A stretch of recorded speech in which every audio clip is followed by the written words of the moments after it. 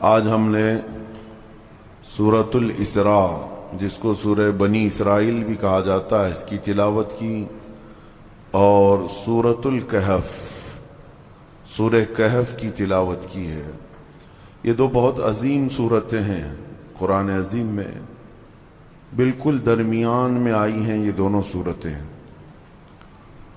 اور شروع ہی میں اللہ تبارک و تعالیٰ نے اس میں جو بنی اسرائیل سورہ ہے، اس کو سورۃ الاسراء بھی کہا گیا ہے، پاکی بیان کی اپنی، اور نبی پاک صلی اللہ علیہ وسلم کی معراج کا تذکرہ شروع ہے۔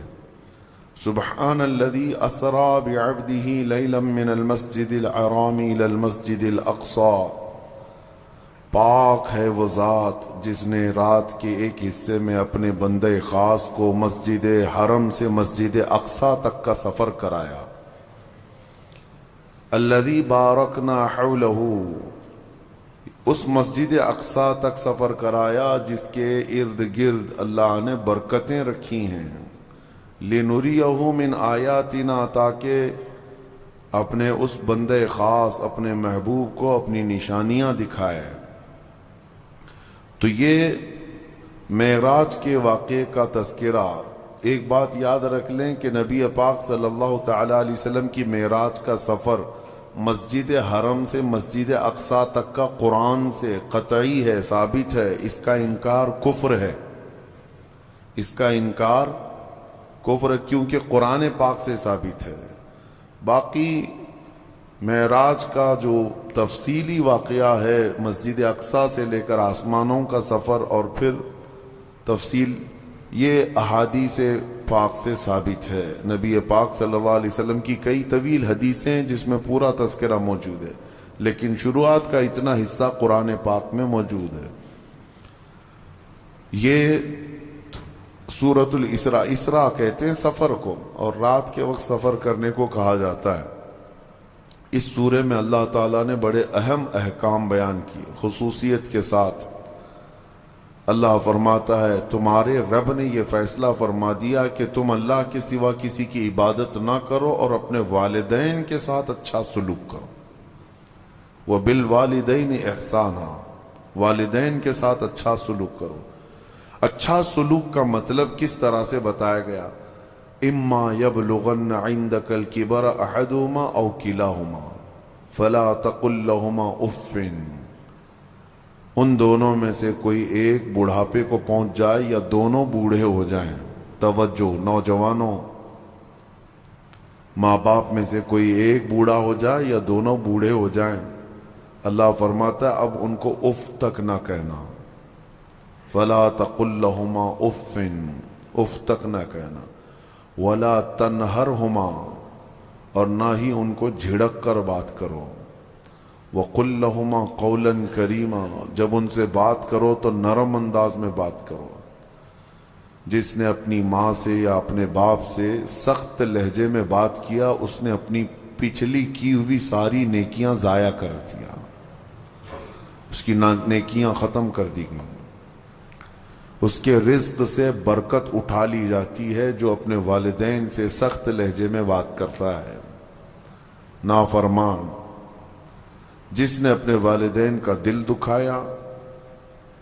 حدیث پاک میں میرے آقا صلی اللہ علیہ وسلم فرماتے ہیں، حضور فرماتے ہیں میں اگر چاہوں تو اس کے گھر کو آگ لگا دوں دنیا میں ہی، اس کو جینے کا کیا حق ہے؟ یہ سخت ترین چیز ہے۔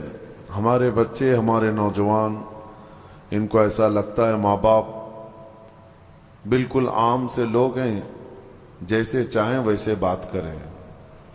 انہوں نے تمہیں لاڑ و پیار سے پالا ہے تو اس کا مطلب یہ نہیں ہے کہ تم ان کے اوپر حاکم بنو۔ اور آج کے بچے جو کر رہے ہیں اپنے ماں باپ کے ساتھ، اس سے وہ حدیث پاک ثابت آ جاتی ہے۔ میرے آقا نے فرمایا سچ، قیامت کی نشانیوں میں سے ایک نشانی ہے ان تلد الامۃ ربتہا، عورت جو ہے اپنا سردار جنے گی، یعنی عورت سے جو بیٹا پیدا ہوگا وہ سردار بنے گا، یعنی خود ماں کے اوپر ہی حکومت کر رہا ہے، باندھی اپنا سردار جنے گی۔ مطلب یہ ہے ماں باندی بن کر کے رہے گی، کنیز بن کر کے رہے گی، اور بیٹا حاکم بن کر رہے گا۔ یہ اکثر گھروں کا رواج ہے۔ ماں تو کام کی مشین ہے، ماں تو باندی ہے، گھر کی کنیز ہے، وہ تمہیں جو چاہیے وہ سب اس ماں سے ہی کرواؤ۔ ماں تمہارے کپڑے بھی دھوئے، ماں تمہارا کچرا بھی صاف کرے، ماں تمہارے برتن بھی دھوئے، تم جہاں بیٹھے ہو وہاں تمہارے لیے کھانا بھی لا کر پروسے۔ کنیز ہی تو ہے تمہاری، تم نے اس کو باندی بنا رکھا ہے، پلس اس کے اوپر حکم الگ جماتے ہو۔ اتنا سخت ترین گناہ ہے یہ، اللہ نظر رحمت نہیں فرماتا اس بندے پر، اللہ نظر رحمت نہیں فرماتا۔ نبی پاک صلی اللہ تعالی علیہ وسلم کے فرامین اگر دیکھیں، ان لوگوں کی فضیلت آئی ہے قرآن میں بھی اور حدیث میں بھی۔ آپ کو میں بتاؤں، سیدنا موسیٰ علیہ الصلوۃ والتسلیم نے ایک بار اللہ کریم کی بارگاہ میں یوں عرض کی کہ مولا میرا جنت میں رفیق کون ہے؟ دنیا میں بہت سارے قریبی ہیں، جنت میں میرا رفیق، میرے ساتھ رہنے والا کون ہے؟ اللہ تبارک و تعالیٰ نے فرمایا کہ فلاں ایک گوشت کا کاروباری، ایک قصاب ہے، اس کا نام بتایا کہ یہ آپ کا جنت میں رفیق ہوگا۔ سیدنا موسیٰ علیہ السلام ڈھونڈتے ہوئے اس کو گئے کہ یہ قصاب کہاں رہتا ہے۔ جا کر دیکھا تو وہ دن بھر گوشت بیچ رہا تھا، اس کے ساتھ رہے کہ اس کی ایسی کون سی نیکی ہے اللہ کہ اس کو نبی کے ساتھ رکھا ہے جنت میں۔ شام ہوئی تو موسیٰ علیہ السلام نے اس سے کہا کہ میں تیرے ساتھ چلوں گھر۔ اس نے کہا بہت اچھی بات ہے، آپ چلیے میرے ساتھ، میرے گھر مہمان ہو۔ گھر لے کر آیا، اس کے چھوٹے بچے بھی تھے۔ موسیٰ علیہ الصلوۃ والتسلیم گھر گئے تو دیکھا اس نے جلدی سے اپنے گھر میں جا کر کچھ چیز، روٹی یا دودھ لیا، اور اللہ کے نبی کو بھی بٹھایا ہے اور اپنے بچوں کو بھی بٹھایا ہے، اور اس کی ماں بستر پر تھی، اسے جا کر دودھ میں روٹی چور کر نرم کر کر کے کھلا رہا ہے، اور اس کی ماں بستر پر سے ہاتھ اٹھاتی اور کہتی مولا میرے بیٹے کو تو جنت میں موسیٰ کا ہم نشین بنا دے۔ یہ اللہ تبارک و تعالیٰ نے اس ماں کی دعا سے اس بندے کو، ماں کے خدمتگار کو جنت میں موسیٰ علیہ السلام کا رفیق بنایا۔ میرے عزیزو، ماں باپ کو اپنے کنیز یا اپنے غلام نہ سمجھنا، یہ باندی یا تمہارے غلام نہیں ہیں۔ اور رب تبارک و تعالیٰ نے ان آیتوں میں فرمایا وَاخْفِضْ لَهُمَا جَنَاحَ الذُّلِّ مِنَ الرَّحْمَةِ وَقُلْ رَبِّ ارْحَمْهُمَا كَمَا رَبَّيَانِي صَغِيرًا۔ ان کے سامنے جب جاؤ تو اپنے بازوؤں کو نرمی سے بچھا دو۔ بازوؤں کو بچھا دینا مطلب کیا ہے؟ ان کے سامنے عاجزی کرو۔ تمہارے باپ بوڑھے ہو جائیں، تمہاری ماں بوڑھی ہو جائے، ان کو یہ احساس بھی نہ ہونے دو کہ وہ ایک چیز کو بار بار بول رہے ہیں۔ یہ آداب میں لکھا بھی ہے مفسرین نے کہ بڑھاپے میں اگر وہ تم سے دوسری بار سوال کریں ایک ہی چیز کو تو یوں نہ کہنا کہ ابا ابھی تو پوچھے تھے پھر پوچھ رہے ہو آپ، بلکہ ہر بار نئے انداز میں ان کو جواب دو تاکہ اسے احساس بھی نہ ہو کہ وہ بھول رہا ہے۔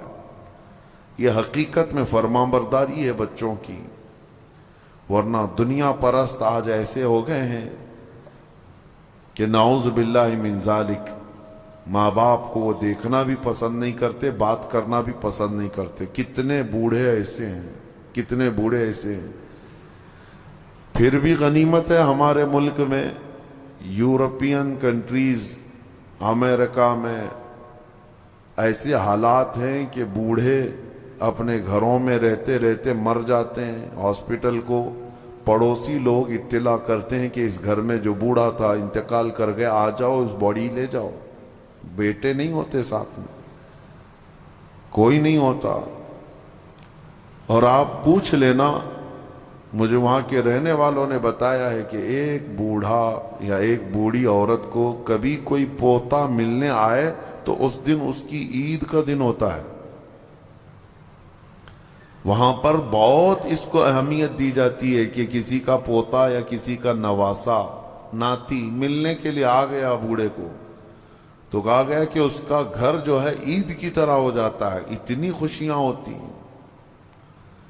اس طرح سے اولاد کو دور کرنے کا نظام بنا کر وہ دنیا میں امن کی بھی بات کرتے ہیں۔ بہرحال یہ قیامت کی نشانیاں ہیں۔ حضور پاک صلی اللہ تعالیٰ علیہ وسلم نے اس شخص کے لیے ہلاکت کی دعا کی ہے، ممبر پر کھڑے ہو کر کے میرے آقا نے ہلاکت کی دعا کی ہے، مولا وہ شخص ہلاک ہو، برباد ہو جائے۔ حضرت جبرائیل امین نے دعا کی اور حضور نے آمین کہا، وہ شخص ہلاک و برباد ہو جائے جو اپنے ماں باپ کو پایا لیکن ان کی خدمت نہیں کر سکا، ان کی خدمت نہیں کر سکا اور ان کو راضی کر کے جنت نہیں حاصل کر سکا، ایسا شخص ہلاک و برباد ہو جائے۔ حضور نے آمین کہا۔ اس بات کو سمجھو، کتنی مائیں ہیں جو ہمارے پاس اپنے بچوں کے متعلق کہتی ہیں، کتنے باپ ایسے ہیں جو اپنے بچوں کے متعلق ہمارے پاس کہتے ہیں، اور کتنے تو ایسے ہیں جو یہ کہتے ہیں کاش میری اولاد نہ ہی ہوتی تو میں سکون سے ہوتا۔ تو تم ایسے تو نہ بن جاؤ کہ تمہارے والدین تمہارے پیدا ہونے پر بھی افسوس کرنے لگ جائیں، وہ زیادہ دن تک تمہارے ساتھ رہنے والے نہیں ہیں، کیا خبر۔ اس لیے کوشش یہ کرو کہ ان کا احترام کریں، جتنے دن ہیں ان کو سکون کی سانس لینے دو، اور ہو سکے تو اپنے ہاتھ سے ان کی خدمت کرو، اپنے ہاتھوں سے ان کی خدمت کرو، کیونکہ ان کی خدمت کا بدلہ تم دے ہی نہیں سکتے۔ جب تم ماں کے پیٹ میں 9 مہینے تھے، ایک جھٹکا جو تم نے لگایا، تم 7 بار اپنی ماں کو حج کرا کر کے بھی اس جھٹکے کا اجر نہیں دے سکتے، اس کا بدلہ نہیں چکا سکتے۔ تم اپنی ماں کو کندھے پر بٹھا کر حج بھی کرا لو 7 مرتبہ، تب بھی تم اس کا وہ حق نہیں ادا کر سکتے۔ بہت بڑا عظیم حق ہے، اور کتنے ہلکے میں دھڑلے سے نوجوان اپنی ماؤں کو گالیاں تک دیتے ہیں، نعوذ باللہ۔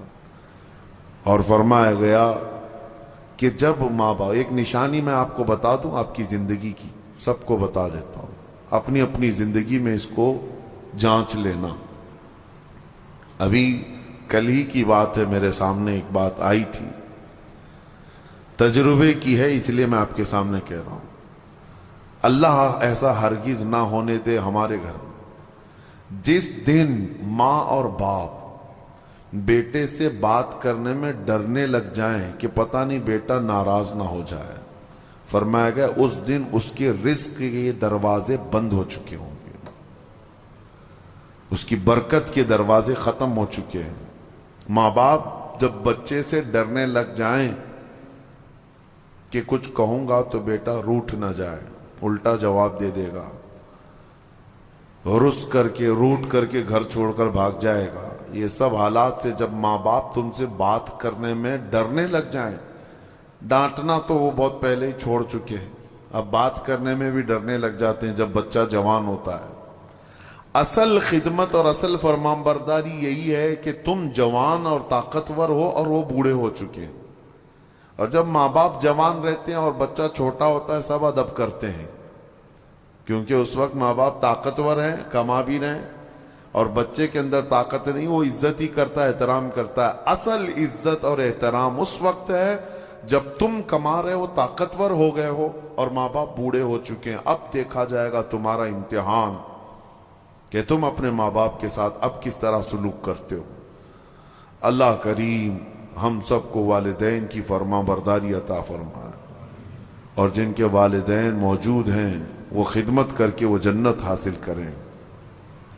قرآن پاک کی ایک آیت اللہ تعالیٰ نے یہ بھی فرمایا، وَلَا تَمْشِ فِي الْأَرْضِ مَرْحًا، زمین میں اکڑ کر مت چلو، إِنَّكَ لَن تَخْرِقَ الْأَرْضَ وَلَن تَبْلُغَ الْجِبَالَ طُولًا، تمہارے اکڑ کر کے چلنے سے نہ زمین پھٹے گی نہ تم یعنی پہاڑوں کے برابر بلند ہو سکو گے۔ تم ذرا دیکھو تمہاری حیثیت کتنی ہے۔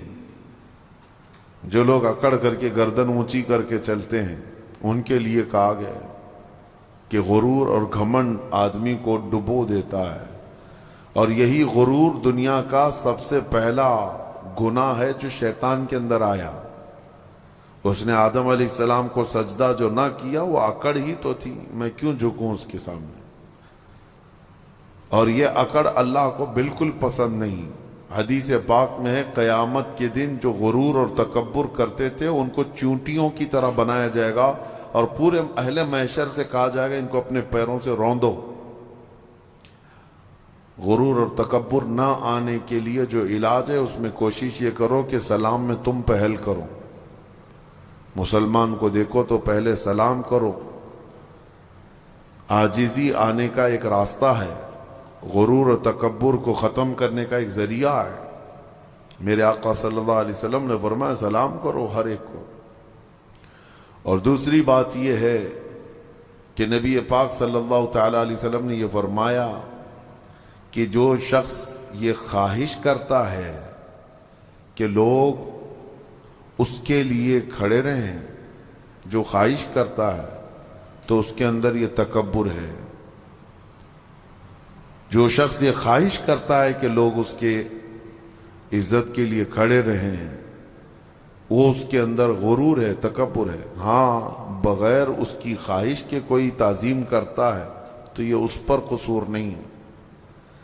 علماء کرام کا، اساتذہ کا، مشائخ کا ہم ادب کرتے ہیں، کھڑے ہوتے ہیں، لیکن ان کے حکم سے نہیں ہے، یہ ہم اپنی عاجزی کے ساتھ کھڑے ہوتے ہیں۔ یہ ادب ہر ایک کے دل میں ہے۔ ماں باپ آئے ہیں تو ہم کھڑے ہو جاتے ہیں۔ ماں باپ کے لیے کھڑا ہونا، مشائخ کے لیے کھڑا ہونا، یہ ایک مستحسن کام ہے۔ لیکن ہر آدمی اگر کوئی یہ سوچے کہ سارے دنیا میرے لیے کھڑی ہوتی رہے تو اس کے اندر یہ تکبر ہے، اس کے اندر غرور ہے، یہ گھمنڈ ہے۔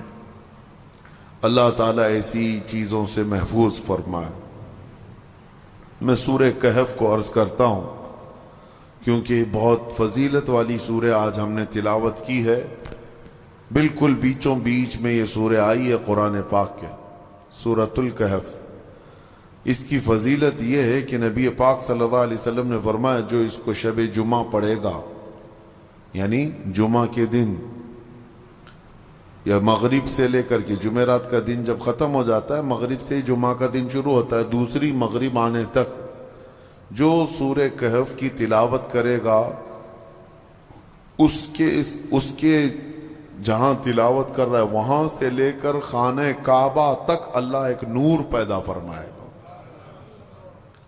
اور بھی بہت ساری فضیلتیں کنز العمال میں آئی ہیں۔ فرمایا کہ جو سورہ کہف پڑھے گا اللہ اسے 3 دن تک ہر طرح کے گناہوں سے بچا لے گا، اور پھر کنٹینیو کرتا رہے۔ اور میرے آقا صلی اللہ علیہ وسلم کی ایک حدیث یہ بھی ہے کہ جو سورہ کہف کی شروع کی 10 آیتیں ہیں، ایک پیج میں پوری 10 آیتیں ہیں، جو یاد کر لے گا، دنیا کا سب سے بڑا فتنہ دجال جب آئے گا اللہ اس کو اس فتنے سے محفوظ فرمائے گا۔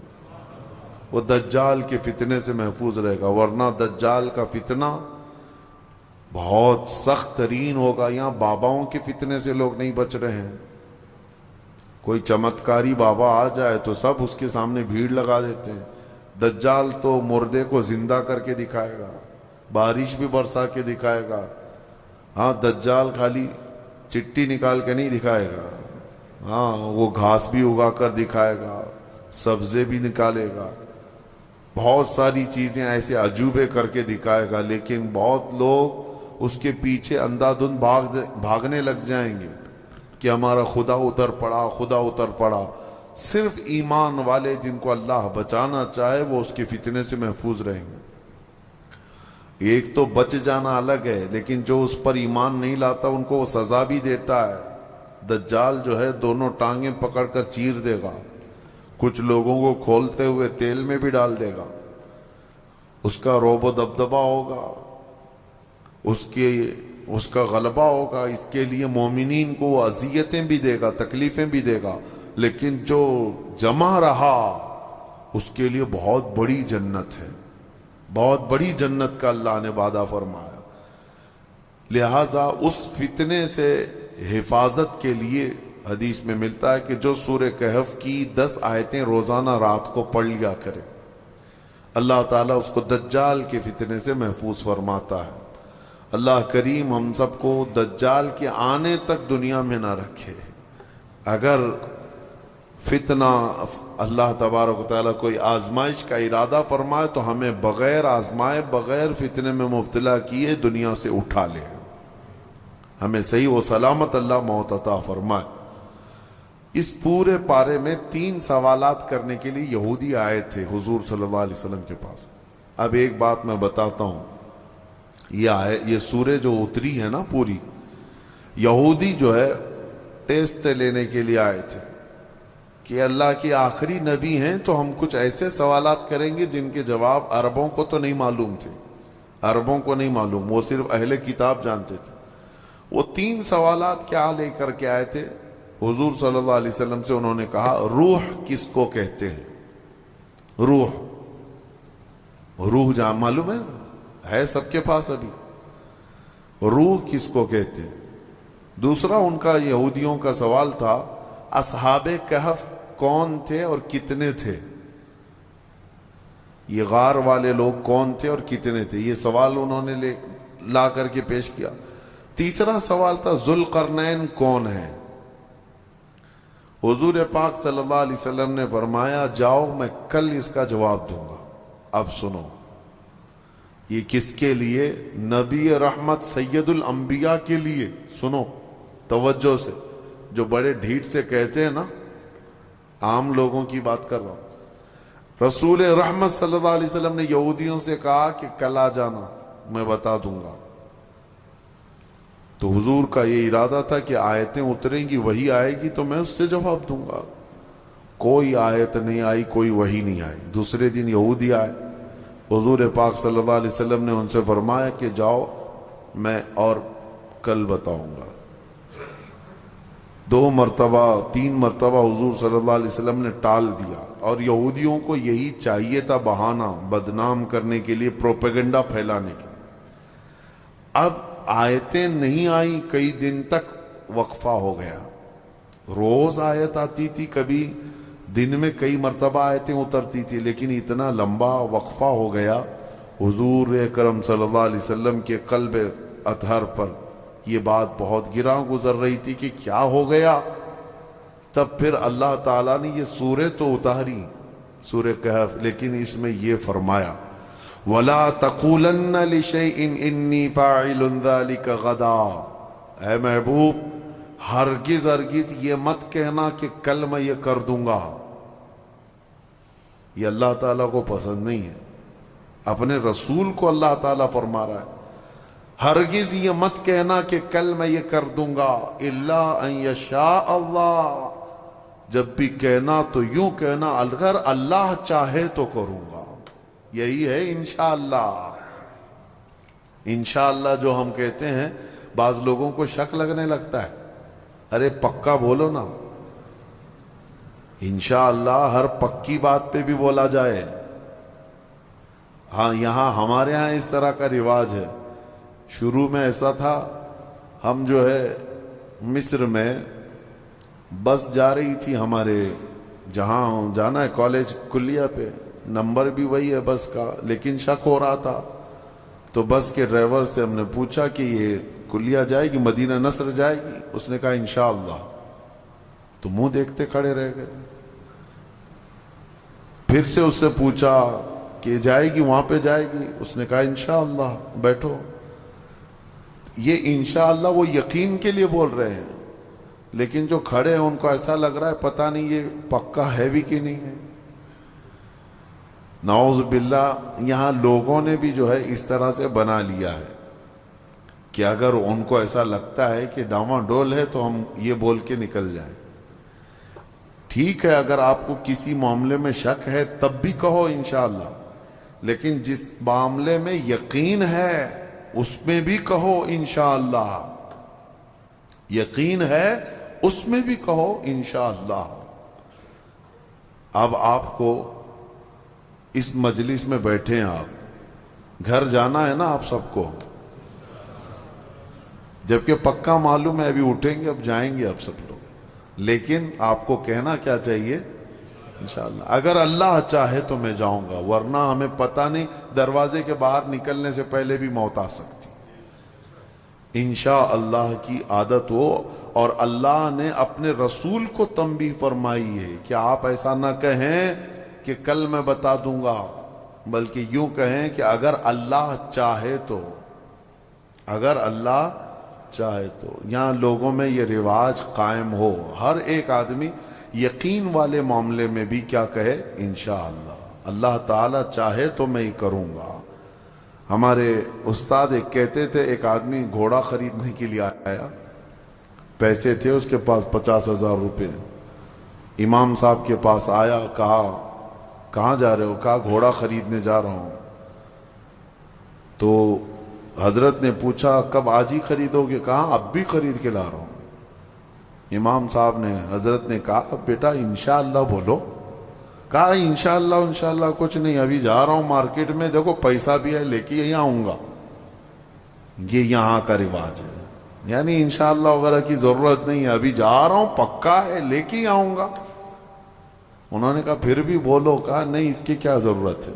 گیا وہ گھوڑا خریدنے کے لیے مارکیٹ میں گیا تھا، اس سے پہلے کھانے کے لیے کسی ہوٹل میں گیا، کھانا کھایا، خوب بریانی وغیرہ ساری چیزیں. کسی نے اس کے پاس پیسے مار لیے، پوری پاکٹ کاٹ لیا، پورے جتنے پیسے تھے. اب اس کے بعد اٹھا، اس کے پاس بل دینے کے لیے بھی پیسے نہیں تھے. تو ہوٹل والوں نے کہا کہ یہ تو چور چکا دکھ رہا ہے، اتنا سب کھا لیا اور بل دینے کے لیے برسوں پہلے کی بات ہے. اس کو وہیں پر لگا دیا اور کہا کہ پورے برتن دھل کے جائیں یہاں سے. ہوٹل کے پورے برتن اس سے دھلوائے، صفائی کروائے. شام ہو گئی، کپڑے میلے تھے، کچیلے، پتہ نہیں کتنے ٹیبل صاف کیا، برتن دھویا اور واپس منہ لٹکائے آیا. حضرت بیچ میں مل گئے امام صاحب. کہا کہاں ہے گھوڑا؟ تو اس نے کہا میں انشاءاللہ گیا تھا گھوڑا لانے، انشاءاللہ کھانا کھا رہا تھا، انشاءاللہ کسی نے پیسے چرا لیا، پھر انشاءاللہ ہوٹل والے نے جو ہے برتن منجوایا، پھر انشاءاللہ میں ٹیبل صاف کیا، پھر انشاءاللہ اب واپس آیا. اب تو ہر بات پہ انشاءاللہ. میرے عزیزو، یہ کوئی انشاءاللہ یہ محاورہ نہیں ہے، تکیہ کلام نہیں ہے، یہ یقین کو جتاتا ہے. اللہ کی ذات سے آپ کا کتنا گہرا تعلق ہے. لٹ جانے کے بعد مت کہو، سب کچھ ہونے کے وقت بھی کہو کہ اگر میرا مولا چاہے. اسی طرح کی ایک روایت حضرت سلیمان علیہ السلام کے متعلق ہے. ان کی 100 بیویاں تھیں. انہوں نے ایک رات یوں کہا کہ آج کی رات میں اپنی ساری بیویوں کے پاس جاؤں گا، سب سے صحبت کروں گا اور ہر ایک سے ایک مجاہد بیٹا پیدا ہوگا. لیکن انہوں نے انشاءاللہ نہیں کہا تھا. وہ گئے، رات ساری بیویوں سے ملاقات کی. اللہ کے نبی ہیں، نبی کی طاقت کو عام انسانوں سے کمپیئر نہیں کریں بہرحال. لیکن ان کے اس قول کا کچھ بھی نہیں ہوا. بعد میں ایک ہی بیوی سے ایک بیٹا پیدا ہوا، کمزور. روایتوں میں یہ فرمایا گیا کہ اللہ نے فرمایا اگر انشاءاللہ وہ کہتے، اللہ اگر چاہے تو رب تعالیٰ ساری چیزیں ویسی فرماتا جیسے انہوں نے کیا. بہرحال یہ تنبیہ کے لیے، درس کے لیے. اب جب نبیوں کے لیے اللہ تعالیٰ نے یہ فرمایا ہے تو عام انسانوں کے لیے کیا ہے؟ خیر، آیتیں اتری اور پھر اللہ نے بتا دیا اپنے محبوب کو روح کیا چیز ہے، اصحاب کہف کون تھے، ذوالقرنین کون ہے. یہ تینوں کے جوابات جو یہودی پوچھ کر کے پروپیگنڈا پھیلا رہے تھے کہ رسول کو نہیں پتا ہے، اللہ نے قرآن میں یہ تینوں کے جوابات اتارے. روح اللہ کا ایک حکم ہے، اللہ کا نور ہے. اور اصحاب کہف اللہ نے فرمایا کچھ لوگ کہتے ہیں 5 تھے 6 تھے اور کچھ کہتے ہیں 7 تھے، 8واں ان کا کتا ہے. اے محبوب آپ فرما دیں ان کی صحیح تعداد اللہ ہی کو معلوم ہے. 7 لوگ تھے نوجوان. اور ذوالقرنین ان کے بارے میں پھر میں بتاؤں گا. اصحاب کہف کے بارے میں مختصر سی بات بتا دیتا ہوں. ایک بادشاہ تھا دقیانوس. وہ بادشاہ مرتد اس طرح کہ وہ آخرت کا بھی انکار کر رہا تھا اور وہ اپنا ایک الگ دھرم چلا رہا تھا. عیسیٰ علیہ السلام کا دین پرانا ہو گیا، یعنی عیسیٰ علیہ السلام کے دین میں ہی یہ چیزیں ہو رہی تھی. تو وہ اس زمانے میں سب لوگ بت پرستی میں اور خدا کے انکار میں مبتلا تھے. تو 6-7 لوگ ایسے تھے جو بادشاہ کے سپاہیوں میں تھے یا وزیروں میں تھے یا الگ الگ تھے. یہ لوگ پوشیدہ طور پر اللہ ہی کی ذات پر یقین رکھتے تھے، ایمان رکھتے تھے، لیکن یہ ظاہر نہیں کر رہے تھے کہ ان کے بادشاہ مار ڈالے گا. لیکن کب تک اس طرح چھپ کر کے رہیں؟ تو یہ 7 لوگ یا 8 لوگ جتنی ان کی تعداد تھی، ایک جگہ یہ لوگ مل لیا اور کہا کہ ہم یہ شہر چھوڑ کر بادشاہ کی سلطنت سے دور چلے جاتے ہیں تاکہ ہمیں ہمارے دین پر آسانی سے عمل کا موقع ملے. وہ سب بادشاہ کو چھوڑ کر کے اچانک ایک دن رات کو طے کر کے نکلے. راستے میں ایک کتا ان کے ساتھ ہو گیا. انہوں نے کتے کو کہا کہ یہ کتا کہیں بھوکے گا تو ہم کو پکڑوا دے گا، اس کو چھوڑ دو. تو کتے نے فصیح زبان میں کہنا شروع کیا کہ میں بھونک کر پکڑوانے کے لیے نہیں بلکہ میں تمہاری حفاظت کے لیے ساتھ چل رہا ہوں. اللہ نے اس سے زبان دی. یہ واقعہ موجود ہے. جب وہ لوگ نکلے بہت دور، آبادی سے بہت دور نکلے اور ایک غار میں جا کر کے انہوں نے آرام کی غرض سے پناہ لی. جب گئے اور سوئے. اب رب تعالیٰ فرماتے فَضَرَبْنَا عَلَىٰ آذَانِهِمْ فِي الْكَهْفِ سِنِينَ عَدَدًا، ہم نے ان پر ایک لمبے سالوں تک نیند طاری کر دی. وہ سوئے تو سوتے رہ گئے. اب ہوا یہ کہ بادشاہ کو دوسرے دن کسی نے شکایت کی کہ 7 لوگ آپ کے وزیروں میں سے، سپاہیوں میں سے ایسے ہیں جو آپ کے دین پر نہیں، وہ اللہ پر ایمان رکھتے اور وہ شہر چھوڑ کر چلے گئے. بادشاہ نے ان کی تلاش جاری کروائی، کہاں ہیں ڈھونڈو. جب تلاش جاری ہوئی تو ایک چرواہے نے بتایا کہ ایک جگہ سے میں ان کو گزرتے ہوئے دیکھا، اس غار میں گئے. بادشاہ اپنے سپاہیوں کو حکم دیا کہ جاؤ اس غار میں دیکھو. دیکھا تو کچھ لوگ سوئے ہوئے تھے. بادشاہ نے کہا ان کی سزا یہ ہے کہ ان کے غار کے منہ پر دیوار بنا دو، ان کی قبر یہی ہو جائے، یہ باہر یہاں سے نہ نکل سکے.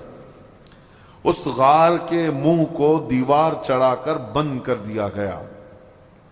یہ سزا تھی بادشاہ کی طرف سے کہ وہ میرے دین سے نکلے ہوئے لوگ ہیں. خیر سارے لوگ چلے گئے تو ایک چرواہے نے وہاں پر جو موجود تھا اس نے ان کی پوری تاریخ، ان کے نام لکھ دیے، یہ کون لوگ تھے، یہاں کیوں آئے تھے اور ان کے اوپر کیا سزا ہوئی. بات ہو گئی. یہ دقیانوس بادشاہ کا ظلم تھا. وہ لوگ چلے گئے. اب یہ لوگ سوتے رہے. قرآن میں ہے 309 سال تک سوتے رہے. 309 سال. اصل میں یہ 300 سال ہی ہیں، لیکن یہ جو سورج کے سال ہیں جن کو شمسی سال کہتے ہیں، جنوری، فیبروری، مارچ، اپریل، یہ شمسی سال ہیں، یہ سورج سے چلتے ہیں. اور قمری مہینے جو ہیں چاند سے چلتے ہیں، جو محرم، صفر، ربیع الاول، ربیع الاخر. اس میں اور اس میں فرق کیا ہوتا ہے معلوم ہے؟ ہر 100 سال پہ 3 سال کا فرق آ جاتا ہے. ہر 100 سال پہ 3 سال کا فرق آ جاتا ہے. یعنی اسلامی مہینے کبھی 29 کے ہوتے ہیں، کبھی 30 کے، کبھی 2 مرتبہ 29 کے ہو گئے. یہ جو چاند والے مہینے ہم ان کو اسلامی مہینہ کہتے ہیں. اصل یہ چاند کے مہینے، چاند سے چلتے ہیں. اور باقی جو سورج سے چل رہے ہیں شمسی مہینے، جنوری، فیبروری، یہ فکس ہیں. ان میں کوئی چاند بھی دیکھنے کی ضرورت نہیں، سورج بھی دیکھنے کی ضرورت نہیں، وہ فکس ہیں. تو ان سالوں کے اعتبار سے جو شمسی سال اگر 100 سال ہو گئے تو قمری جو ہے نا 103 سال ہو جائیں گے. اس طرح 300 سال شمسی وہ اصحاب کہف سوتے رہے، لیکن قمری مہینوں کے اعتبار سے 309 سال ہو گئے. 9 سال ایکسٹرا. تو 309 سال کے بعد اللہ تعالیٰ نے دوبارہ کیسے ان کو اٹھایا؟ اب روایت میں یہ ہے کہ ایک بادشاہ آیا بیدروس. وہ اچھا بادشاہ تھا، منصف تھا، عادل تھا، ایمان والا تھا. اس نے اپنی قوم کو ہدایت دینے کی بہت کوشش کی. سمجھا رہا تھا کہ آخرت پر ایمان لاؤ، اللہ دوبارہ موت کے بعد اٹھانے والا ہے.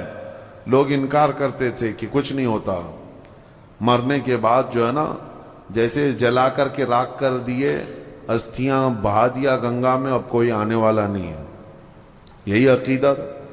اس وقت بھی تھا کہ کوئی دوبارہ اٹھائے نہیں جائے. عجیب بات ہے، جلا کر راکھ کر کے دریا میں بہاتے ہیں اور کہتے ہیں کہ حساب کتاب کچھ نہیں ہوگا، لیکن پورن جنم کا عقیدہ رکھتے ہیں. نہیں، دوسرے جنم میں چوہا بلی ہو کے پیدا ہو سکتا ہے، کتا بھی بن کے پیدا ہو سکتا ہے. اچھے گن کیا تھا تو کچھ اچھا بن کے پیدا ہوگا، اب برے گن کیا تھا تو دوسرے جنم میں پتہ نہیں کیا بن کے پیدا ہوگا. اب یہ جتنے حکومت میں بیٹھے ہم دیکھتے ہیں کیا بن کے پیدا ہوں گے ان کے حساب سے. ہمارا عقیدہ تو نہیں ہے.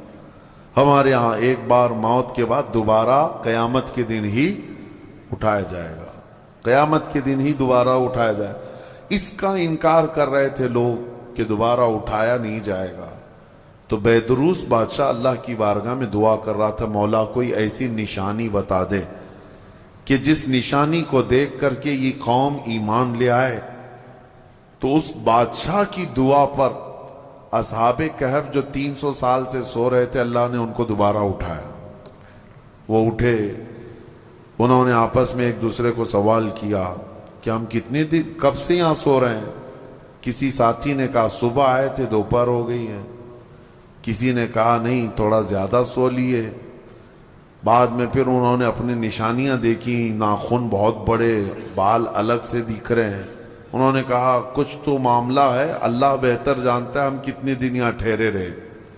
ایمان والے تھے. ان ساتھیوں نے ایک اپنے ساتھی کو پیسے دے کر کے بازار بھیجا کہ بھوک بہت لگی ہے، کھانا لے آؤ. دیکھیں اللہ دوبارہ زندہ کر رہا ہے تو کھانے کی بھوک بھی ہے. انہیں بھیجا اور اس کو یہ کہہ کر کے بھیجا کہ خبردار کوئی بھی تمہارے اوپر نظر نہ ڈالے، بادشاہ کی پولیس، کہ اگر وہ بادشاہ کو پتا چل گیا تو ہم سب کو گرفتار کر لے گا. وہ 300 سال پہلے کی بات بول رہے ہیں. اس اپنے ساتھی کو بھیجا اور وہ چھپتے چھپتے شہر میں آیا اور کھانا لیا. کھانا لے کر کے اس نے پیسے دیا تو دکان والے نے دیکھا پیسے یہ کون سے، 300 سال پہلے کے پیسے. ظاہر سی بات ہے حکومتیں بدلتی ہیں، سکے بدل جاتے ہیں. اس کی تو سب سے بہترین مثال ہمارے زمانے میں دیکھ لیا. آپ لوگوں کو تو یہ سب سمجھانے کی ضرورت نہیں، پرانی 500 کی نوٹ کہاں ہیں، 1000 کی نوٹ کہاں ہیں. حکومتیں جب چاہیں ڈی مونیٹائزیشن کرتی رہتی ہیں. بہرحال تو وہ سکے جو ہے دیکھ کر کے دکان والے نے پوچھا تھا اچھا وہ چاندی اور سونے کے ہوا کرتے تھے. پوچھا کہ یہ تمہارے ہاتھ کہاں سے آئے؟ کہا یہ میرے اپنے پیسے ہیں. دکان والا امانت دار تھا، اس نے دکان میں کھڑا کیا اور جا کے پولیس کو خبر کر دیا. پولیس کو خبر کر دیا اور کہا کہ میرے پاس ایک ایسا آدمی آیا ہے، لگتا ہے اس کے ہاتھ میں کوئی پرانا خزانہ ہاتھ میں آیا ہے، لہذا اسی لیے میں آ کر کے تم کو خبر دے رہا ہوں. اس زمانے کا کوئی بہترین ٹپر ہوگا. وہ جا کر کے پولیس کو پہلے سے ٹپ دے دیا. ہیں بہت سارے لوگ. اور مجھے تو افسوس اس بات کا ہوتا ہے کہ ہم پر یہ بلیم بھی کرتے ہیں کچھ بڑے لوگ کہ آپ کے محلے ٹپروں سے بھرے ہوئے ہیں. یعنی پولیس کو کہ مخبر جاسوس مسلمان محلوں میں بہت بھرے ہوئے ہیں. یہ سب دوسرے لوگ ہم سے کہتے بھی ہیں. خاص کئی لوگ اسی کام میں صبح و شام کر رہے ہیں. اب تو لوگوں کو شرم بھی نہیں آتی، فخر سے کالر چوڑا کر کے بولتے ہیں ہاں ٹپ دیتے ہیں، جاسوسی کرتے ہیں. کس کی؟ مسلمانوں کی. اللہ انہیں ہدایت عطا فرمائے. تو وہ بیچارہ دکان والا پولیس کو جو جا کر کے خبر کر دیا، پولیس پوری آ گئی بادشاہ کی.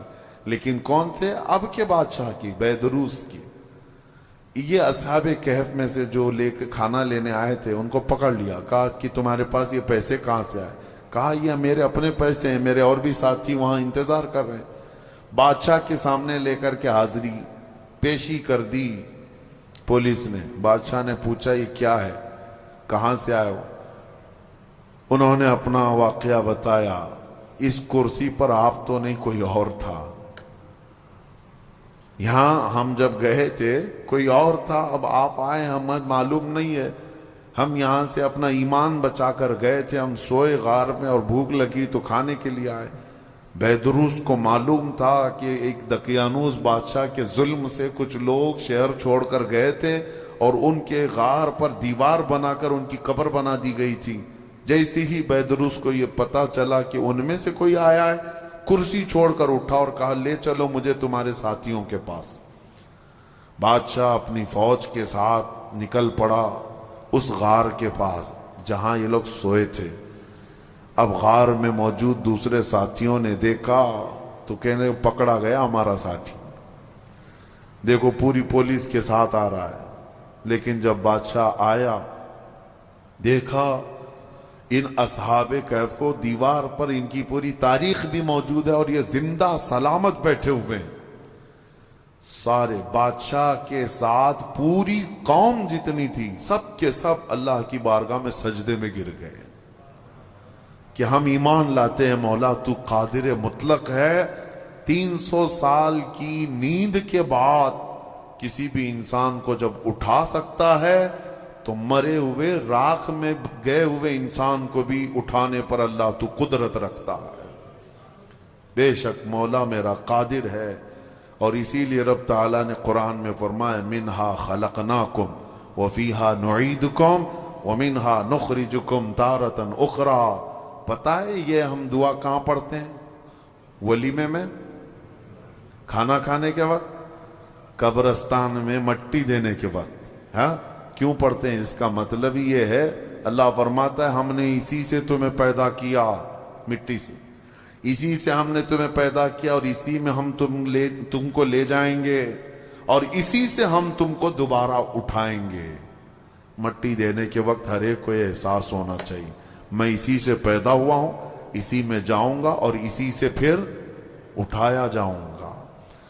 تو سارے سجدہ ریز ہوئے، ایمان لائے، اور پھر اصحاب کہف واپس اپنے غار میں گئے، پھر سو گئے، اور پھر ان کو لمبی نیند آئی، اور ایسی نیند آئی کہ آج تک سو رہے ہیں۔ حدیث پاک میں وہ ابھی بھی سو رہے ہیں۔ قیامت کے قریب اللہ ان پر صرف موت طاری کرے گا، ورنہ ابھی تک وہ سو رہے ہیں، اور ہر عاشورہ محرم کی 10ویں تاریخ کو وہ کروٹ بھی بدلتے ہیں۔ اصحاب کہف آج بھی سو رہے ہیں اپنے غار پہ، اور قرآن میں اللہ نے فرمایا ان کے غار کو اللہ نے ایسا رکھا ہے کہ سورج بھی ان کے غار کے اوپر سے نہیں جاتا، سورج کی تیز روشنیاں ان کے اوپر نہیں آتی، وہ غار اوپر سے چھپا ہوا نہیں ہے، وہ کھلے میدان میں سوئے ہیں۔ سورج جب ان کے غار کے اوپر سے جاتا ہے تو دائیں ہو جاتا ہے یا بائیں ہو جاتا ہے، موسموں کے حساب سے سیدھے ان کے اوپر سے نہیں جاتا، موسموں کے تھپیڑوں سے اور سختیوں سے بھی اللہ نے ان کو محفوظ رکھا ہے۔ اور قرآن میں اللہ فرماتا ہے کہ تم اگر دیکھو گے وَتَحْسَبُهُمْ أَيْقَاظًا وَهُمْ رُقُودٌ وَنُقَلِّبُهُمْ ذَاتَ الْيَمِينِ وَذَاتَ الشِّمَالِ وَكَلْبُهُمْ بَاسِطٌ ذِرَاعَيْهِ بِالْوَسِيدِ۔ دیکھنے والا دیکھے گا تو ایسا لگیں گے کہ وہ زندہ بیٹھے ہوئے ہیں جبکہ وہ سو رہے ہیں، اللہ فرماتا ہے، اور وہ کبھی دائیں اور بائیں پلٹتے رہتے ہیں، اور ان کا کتا پالتی مار کر ان کے قدموں میں بیٹھا ہوا ہے۔ لَوِ اطَّلَعْتَ عَلَيْهِمْ لَوَلَّيْتَ مِنْهُمْ فِرَارًا۔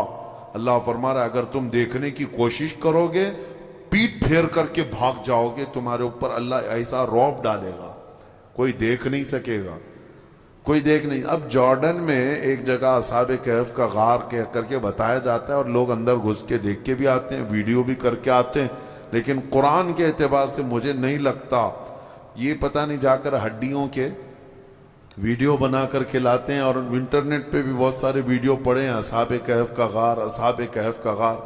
یہ غار کہاں ہے اور اللہ کیسے محفوظ رکھا ہے آپ وہاں جا نہ سکیں گے، رعب ایسا اللہ تعالیٰ نے اس غار پر رکھا ہے۔ اب خلاصہ کلام یہ ہے کہ اس میں جو چیزیں عبرت کی ہیں وہ میں کہتا ہوں۔ وہ کون تھے؟ اللہ کے نبی تھے؟ وہ کون تھے؟ رسول تھے؟ فرشتے تھے؟ نہیں، اللہ فرماتا انہم فتیۃ آمنوا بربہم، بس وہ نوجوان تھے جو اپنے رب پر ایمان لائے تھے۔ اگر نوجوان مضبوط ایمان لائیں مولا صدیوں تک ان کی حفاظت فرماتا ہے۔ ان کے ایمان کی برکت دیکھیں، اور اتنا ہی نہیں وہ اچھے لوگ تھے، اچھے لوگ تھے. میاں کتا کیا کر رہا ہے؟ کتا کیوں ابھی تک محفوظ ہے؟ اور بلکہ بعض روایات میں ہے جانوروں کو تو قیامت کے دن ختم کر دیا جائے گا، ان کا معدوم کر دیے جائیں گے، یہ ان کے لیے جنت دوزخ نہیں ہے. لیکن اصحاب کہف کا کتا جنت میں جائے گا، کتا بھی جنت میں جائے گا. اس کی وجہ یہ ہے، فرمایا کہ کتا جنت میں جا رہا ہے، وجہ یہ ہے کہ اللہ والوں کے دامن سے لگا ہوا ہے، اللہ والوں کے ساتھ بیٹھا ہوا ہے. تو میں یہ پوچھتا ہوں، اللہ والے نیک بندوں کی معیت میں صحبت میں رہ کر کتا جنت میں جا سکتا ہے، تو تم امت محمدیہ اگر غوث پاک کی نسبت حاصل کرو، غریب نواز کی نسبت حاصل کرو، تو کیا اللہ تعالیٰ ان کے ساتھ تمہیں محشر میں جنت نہیں عطا کرے گا؟ اسی لیے بریلی کے امام نے اپنی نسبت پہ یوں فخر کیا تھا، اے سرکار غوث تجھ سے در سے سگ اور سگ سے ہے مجھ کو نسبت، میری گردن میں بھی ہے دور کا ڈورا تیرا. اس نشانی کے جو سگ ہیں نہیں مارے جاتے. ہاں، جن کتوں کے گلے میں پٹا ہوتا ہے ان کو میونسپلٹی والے نہیں اٹھاتے ہیں. کیوں؟ وہ نشانی ہے کہ یہ کسی مالک کا کتا ہے. آوارہ جو ہے اسے انجیکشن مار کے چلے جاتے ہیں. ہاں، جو آوارہ کتا بھونکتے رہتے ہیں ان کو انجیکشن مارتے ہیں یا لے جا کر کے کہیں ویرانے میں چھوڑ دیتے ہیں. آپ کے یہاں میونسپلٹی کی گاڑی اب آتی ہے نہیں آتی پتہ نہیں، لیکن دیکھو بیلٹ والے کتے کو کوئی پکڑ کے دکھائے. ارے اب تو کتوں کے لیے بڑے قانون بنے ہوئے ہیں. ہمارے یہاں تو چھوڑیں، باہر ملکوں میں تو انسانوں سے زیادہ اہمیت جو ہے نا کتوں کے لیے ہے. ان کے لیے بہت اعلیٰ قسم کے قانون بنے، پارلیمنٹ میں بل پاس ہوئے ہیں کتوں کے لیے، جاپان وغیرہ میں. ہاں، کتے کو کچھ نہیں کہہ سکتے آپ. بلکہ ایک آدمی نے کیس کیا کسی کے اوپر کہ اس نے میرے ٹامی کو کتا کہا، اس نے حقارت سے کتا کہا. یہ ڈیفیمیشن کا کیس، مان ہانی. ہاں، جیسے ابھی پرائم منسٹر کو کسی نے کہا تو وہ اپنے حد کے عزت کا کیس کر لیے، اس طرح کتے والے نے کیس کیا کہ مجھ کو کتا کہا.